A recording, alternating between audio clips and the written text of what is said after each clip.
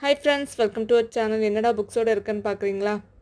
ஊருக்கு போயிட்டு வந்த கையோட நெக்ஸ்ட் இயருக்கான புக்ஸ் எல்லாம் கலெக்ட் பண்ணிட்டோம். புக்கை பார்த்தோன்னா ரொம்பவே ஷாக் ஆகிட்டேன். புக்கு பார்க்குறதுக்கு எப்படி இருக்குன்னு தெரியல, ஆனால் நல்லா வெயிட்டாக இருக்குங்க. பசங்க இதை எப்படி 1 இயர் ஃபுல்லாக கேரி பண்ணிட்டு போக போகிறாங்கன்னு சத்தியமாக எனக்கு தெரியலை. மேனேஜ்மெண்ட் கொஞ்சம் யோசிச்சிருக்கலாம். பசங்க இதை எப்படி கேரி பண்ணுவாங்கன்னு கொஞ்சம் யோசிச்சிருந்தா கண்டிப்பாக குழந்தைங்களுக்கு ஹெல்ப்ஃபுல்லாக இருந்திருக்கும். லாஸ்ட் இயர் ஆச்சும் டேம் பேஸ் புக்கு கொடுத்தாங்க, கொஞ்சம் ஈஸியாக இருந்துச்சு கேரி பண்ணுறதுக்கு. இந்த வாட்டி என்ன பண்ண போகிறாங்கன்னு சத்தியமாக எனக்கு தெரியலை. இது எப்படி பேக்கில் கேரி பண்ணுவாங்கன்னு எனக்கு புரியவே இல்லை. இதில் குழந்தைங்க ஒரு புக்கு எடுத்துகிட்டு வரலனா கூட பனிஷ்மெண்ட் கரெக்டாக கொடுத்துட்றீங்க. என்ன நிலமைன்னு பசங்களோட நிலமை தாங்க பாவமாக இருக்குது.